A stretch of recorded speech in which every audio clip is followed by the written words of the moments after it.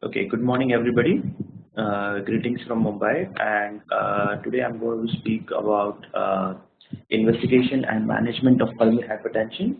And initially, I'll give you the overview of how to investigate and manage patients with pulmonary hypertension, and later on we'll have a case-based discussion regarding the same.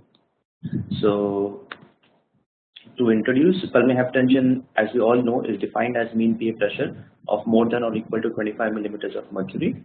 The worldwide incidence is 17 to 20 per million, but in India it is not known. It's probably higher in India because of the endemic diseases and the congenital heart disease incidence, which is on the higher side. It's a chronic debilitating disease and very high morbidity and mortality, especially if not diagnosed and treated in time.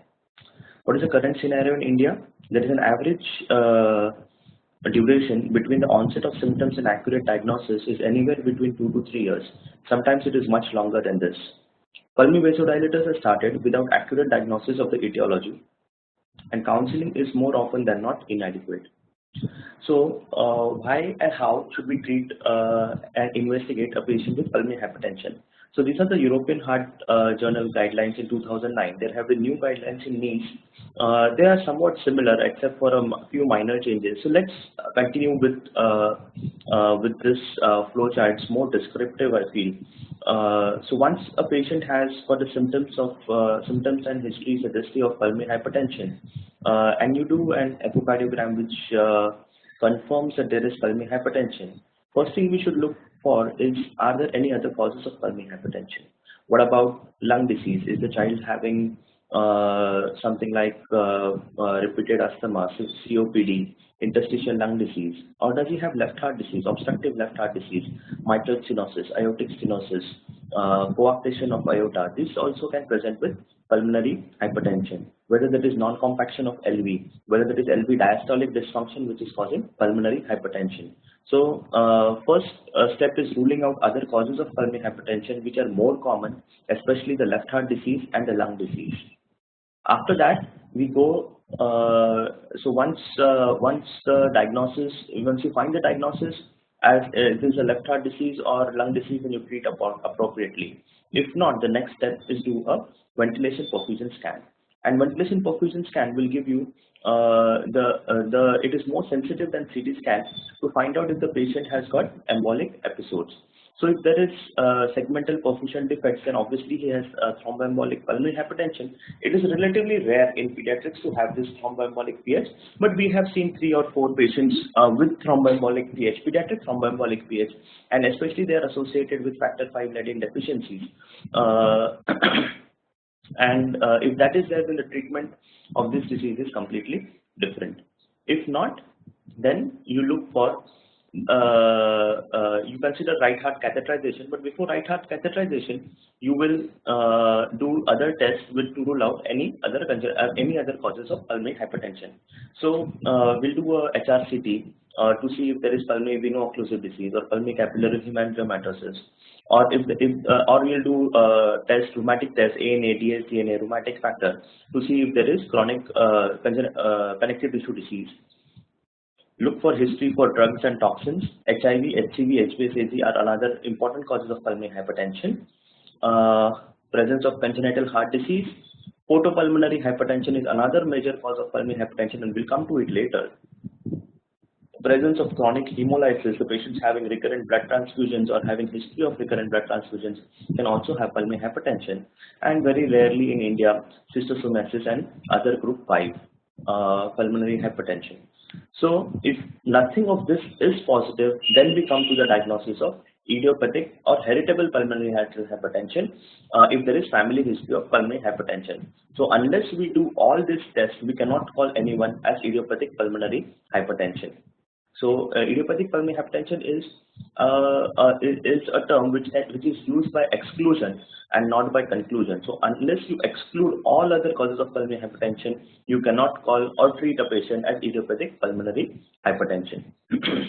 Once you have diagnosed that this patient has idiopathic pulmonary hypertension, next step is how do you assess the severity. So these are again guidelines given by the European Society, and you can classify the patient depending upon having a better prognosis or a worse prognosis.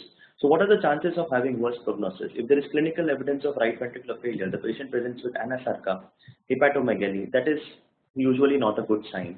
Rate of progression of symptoms. So if the symptoms have started a year back and today the patient presents with syncope, that is a very, very fast progress of symptoms, and very fast progress of symptoms are associated with bad prognosis. Presence of syncope again. If the patient is contributory function class 4, it's a very bad prognosis. The 6-minute walk test of less than 300 meters is a bad test.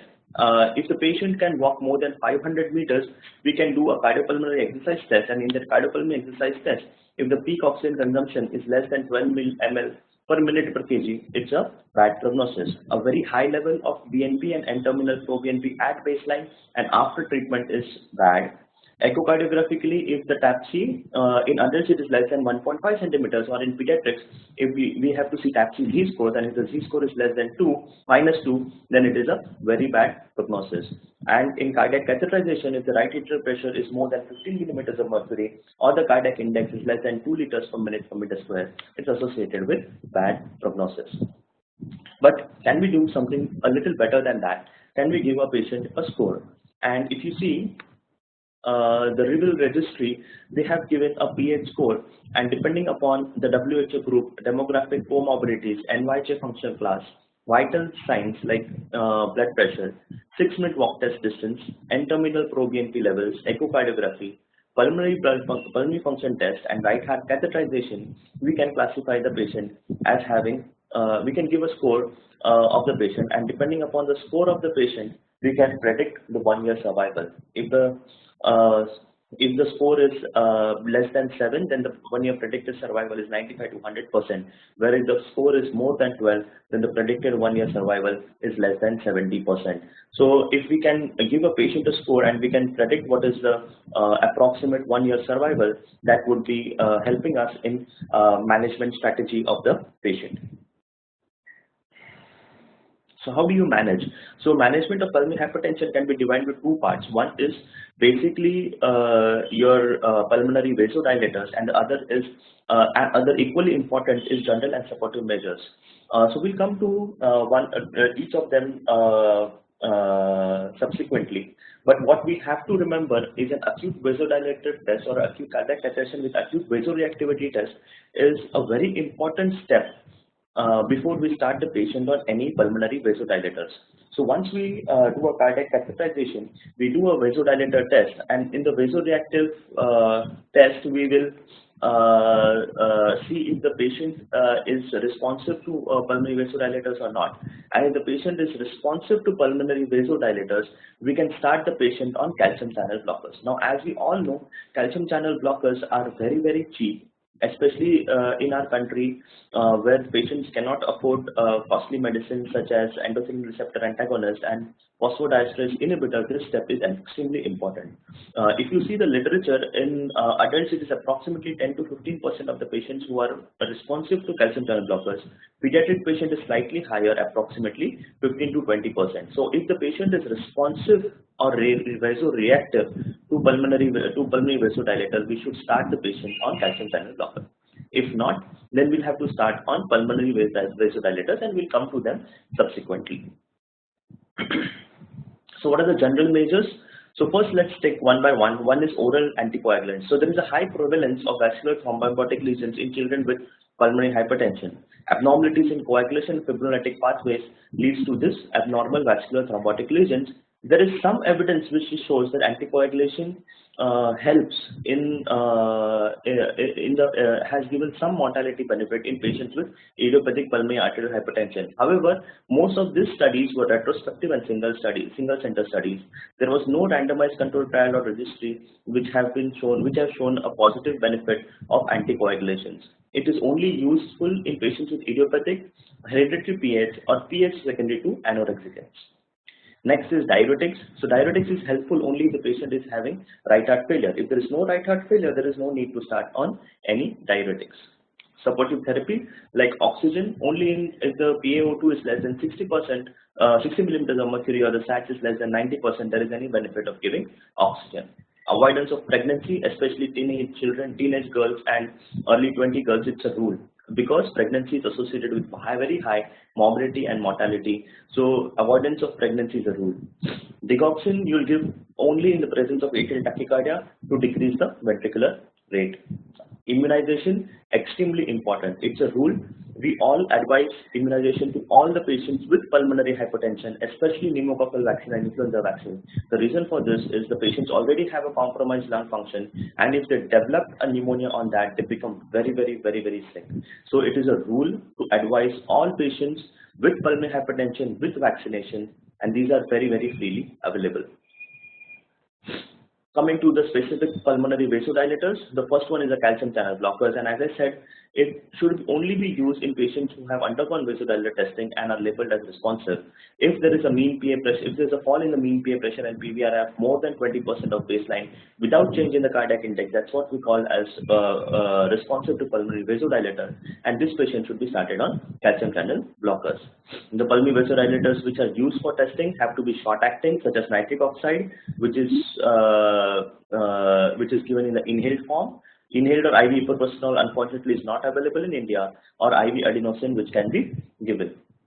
So if you see long-term responsive, if the patient is responsive to calcium channel blockers, they have got a much better prognosis as compared to those who are not responsive to calcium channel blockers. So testing this is not only giving you a therapeutic option, but also helps you to prognosticate the patient, to tell the patient that if you are responsive to pulmonary vasodilators, acute vasodilator testing, your prognosis is much better as compared to if you are not responsive to acute vasodilator testing. Then coming to endothelin receptor antagonist. So a non-selective endothelin A and B receptor antagonist is bosentan, and selective endothelin receptor antagonist is ambrisentan. Bosentan is very freely used in India and available. The dose is 1 to 2 milligrams per kg twice daily dose. They have 6 randomized controlled trials which have demonstrated beneficial effects on functional capacity and hemodynamics. Only flip side is it causes elevation of liver enzymes, which is seen in 10% of the patients. However, it is dose dependent, and the very sad part is we have to do monthly liver function tests for these patients. Ambrisentan is a single selective endothelin receptor antagonist, is a single daily dose. Again, the use in pediatrics has not been very well established. There have been 1 or 2 studies which show that ambrisentan can be used in pediatrics. However, there have been no safety trials as of now. We definitely don't use ambrisentan in patients who are less than 2 years of age because their liver is not mature enough to handle handle ambrisentan. More than 2 years, we can definitely try ambrisentan. Liver function test, although the company would say that there is no need to monitor liver function test, but at least once a year is recommended. The side effects are peripheral edema, and the most important is teratogenic. Ambrisentan is teratogenic. So if there is a young mother who has got a child 5 or 6 years of age in whom you are prescribing ambrisentan, and the mother is wanting to get pregnant again, you should be very careful, and you should be telling the mother that once handling it can be absorbed even through skin. So the mother has to use gloves while giving the patient or her child or handling ambrisentan medicine if she is wanting to get pregnant. Phosphodiesterase inhibitors, sildenafil and tadalafil, as we all know. Phosphodiesterase 5 inhibitors, dose is sildenafil 0.5 to 1 milligrams per kg 3 to 4 times daily, tadalafil 0.5 to 1 milligrams per kg once daily. There has been many trials which have shown that they have improved 6-minute walk test and hemodynamics in certain patients. Side effects are flushing, headache, and jaw pain. So side effects are pretty much common in all the pulmonary vasodilators, and we come to them later on.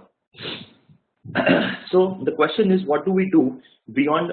So once a patient is already on phosphodiesterase inhibitor, endothelin receptor antagonist, and still the patient is not doing good, then what do we do? What is the treatment of pulmonary hypertension beyond our routine sildenafil bosentan pathway? So the next step is prostacyclin.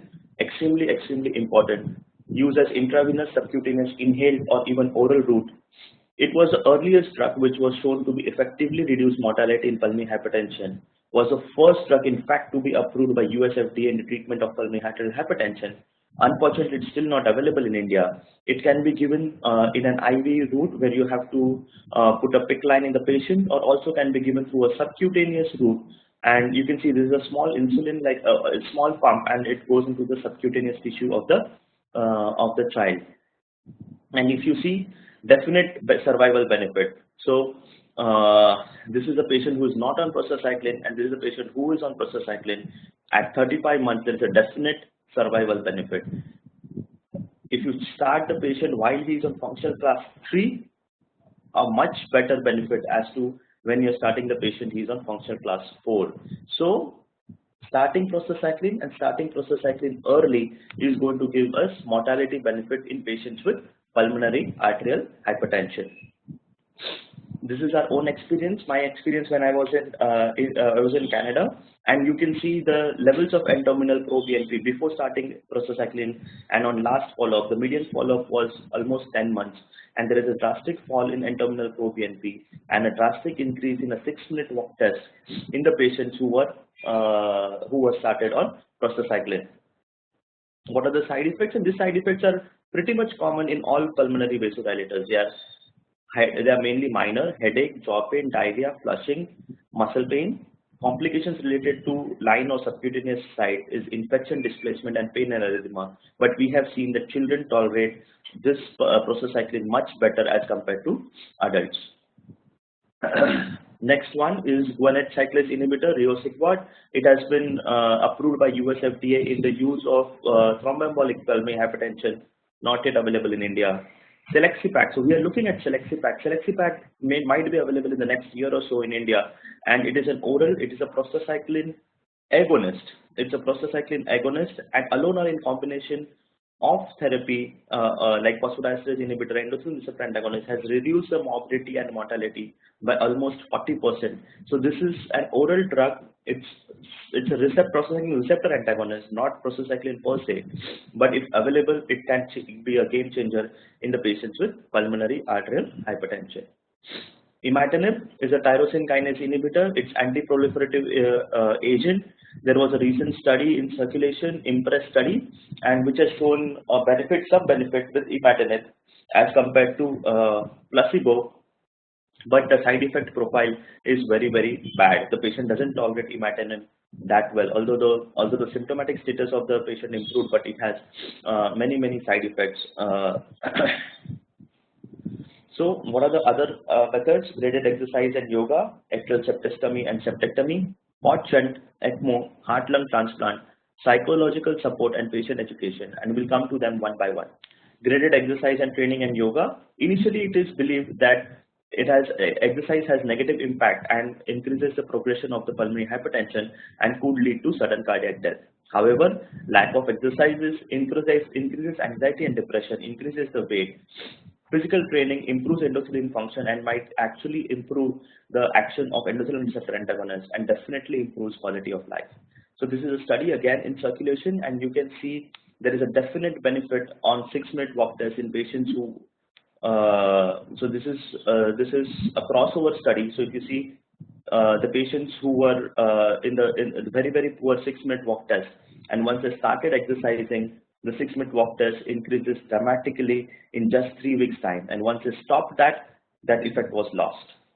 Okay, so definitely graded exercise and yoga have been useful in children with pulmonary arterial hypertension. Atrial septicectomy and septectomy, there is a creation of interatrial communication, it decompresses the right atrium, increases the left ventricular preload, increases the cardiac output, and improves hemodynamics. What are the disadvantages? Desaturated blood reaches the coronaries as well as the cerebral vessels. There is very high chance of thromboembolism. Decompression is only in diastole, and very high chances of the communication becoming small again unless you are using a stent, diable stent, or a atrial flow regulator. Port shunt is a connection between the left pulmonary artery and the descending aorta. It was first described in pulmonary hypertension in 2004. The first series with long-term outcomes was published by Bato et al. In 2012. It's a very interesting concept because it decompresses the pulmonary circulation, maintains normal saturation for the brain and the coronaries, and desaturation in the lower limbs. So, if you see, this is the patient having suprasystemic pulmonary hypertension. This is the RV and this is the LV, and you make a connection between the left pulmonary artery and the descending aorta, and this is coming up in a big way now because it is acting as a bridge to transplant, and there is an improvement in the LV filling and the RV function as well. And there were initial deaths, 4 or 5 initial deaths, but later on there have been no deaths in patients who have been treated with shunt. The saturation, there was an initial drop in the lower limb saturation, which as the patient's RV has improved has led to a gradual increase in the saturation of the lower limbs as well, and the upper limb saturation is always maintained above 95%. Transcatheter shunt in adults has been done by Jim Lock et al. In which they use the covered stent, and once they use the covered stent, very risky. I don't think anybody has tried that in India. Was attempted in 4 adult patients. Procedure was successful in 3. 1 patient died as a result of intrathoracic hemorrhage. Remaining 3 were discharged home. The next is heart lung transplant. The first successful lung transplant was carried out in 1981. Has become a standard modality of care of patients with end-stage pulmonary arterial hypertension. Among all causes of lung transplant, the patients with pulmonary hypertension as indication have the worst survival. So if you see, idiopathic pulmonary hypertension, post-lung transplant survival is only 40% after 10 years as compared to thromboembolic PH or congenital heart disease with PH or connective tissue disease with pulmonary arterial hypertension. Long-term results, again, 20-year survival is approximately 25%. Heart lung transplant, if the patient has just lung transplant, the survival is slightly better. Heart lung transplant, the survival is still worse. Patient self-help group play a major role in the patient education and psychosocial support. New patients learn and gather support from personal experience of other patients. Create awareness about the disease and raise funds for research. Pulmonary Hypertension Association or phassociation.org is a leading patient self-help group in Northern America. Now, once we have I have given you an overview of patients with pulmonary arterial hypertension, how to investigate and manage them. Let's go and see some cases. So case 1 is a 16-year-old female, symptoms of easy fatigue and syncope, was diagnosed to have pulmonary arterial hypertension 4 years back and was started on pulmonary vasodilators, tadalafil 40 milligrams once daily, very high dose. Ambrisentan 20 milligrams once daily, again a very high dose. Initially responded to therapy but had a gradual decrease in exercise capacity and was wheeled in our clinic. And if you see, somebody has diagnosed echocardiographically pulmonary arterial hypertension, assumed that it is idiopathic, did not work up anything further, and started the patient on pulmonary vasodilator. On further inquiry, the patient had small joint pain, also had Raynaud's phenomenon. Our investigation revealed that she was ANA and DAS-CNA positive. She was referred to a rheumatologist and was diagnosed as SLE with pulmonary arterial hypertension, started on immunosuppression therapy, and just 3 weeks later, she walked into the clinic with a 6-minute walk test of 200 meters, improved RV function, mild TR, RVSP of 60 millibars of mercury. So that is how, if you diagnose the cause of pulmonary hypertension, it is easy to treat pulmonary hypertension. Unfortunately, almost quite a few years had gone by. This patient was there with follow-up around 2.5 years, and she was doing well, but gradually she has started deteriorating again. But if it was diagnosed 5 years back as SLE with pulmonary hypertension, maybe she would have lived longer. So this patient actually had connective tissue disorder, and somebody had missed the flow chart altogether and diagnosed as idiopathic pulmonary arterial hypertension. Case 2 is another 18-year-old female who was symptomatic since last 2.5 years, was diagnosed and treated for pulmonary arterial hypertension since last 2 years. There was marginal response to pulmonary vasodilators.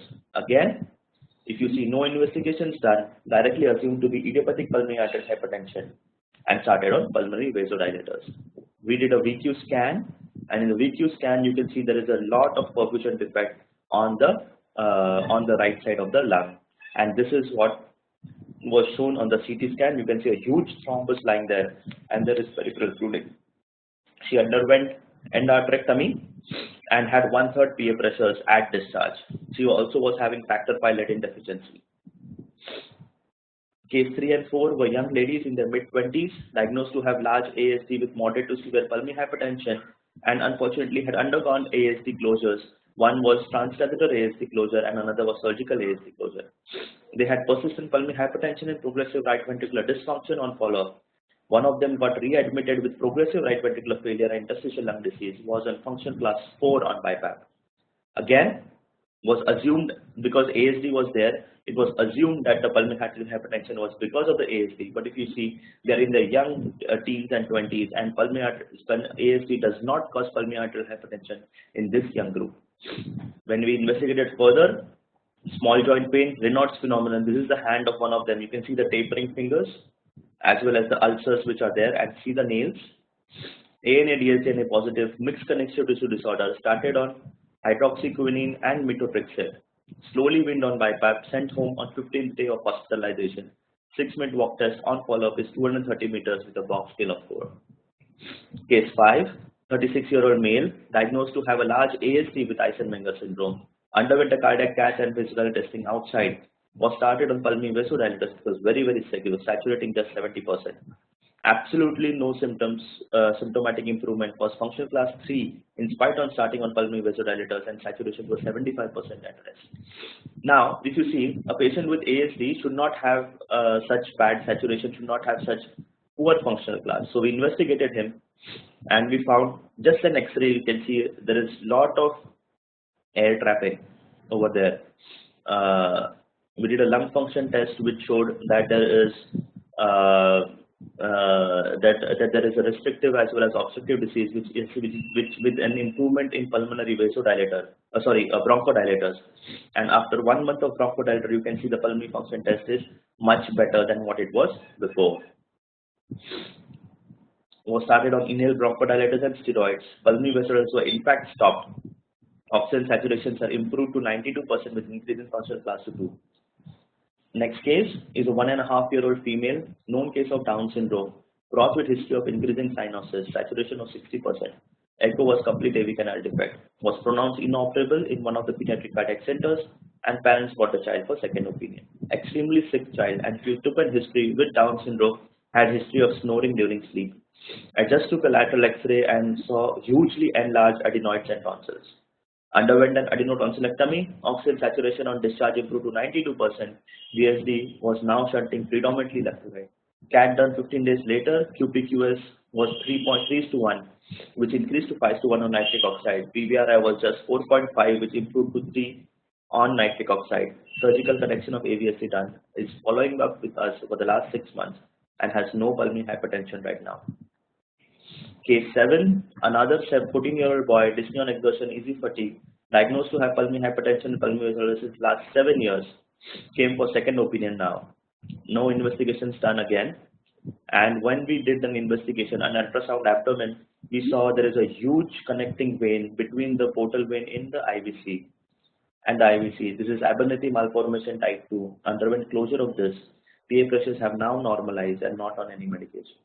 So, as fever is not a sign of ceftriaxone deficiency, pulmonary hypertension is not a sign of sildenafil deficiency. So we should work up the patient completely before starting the patient on any pulmonary vasodilator. To conclude, patient risk stratification and individualized therapy are extremely essential for treating patients with pulmonary arterial hypertension. Prostacyclins are need of the hour. Innovative treatment strategies like hot shunt need to be considered. Thank you, and I can take any questions right now.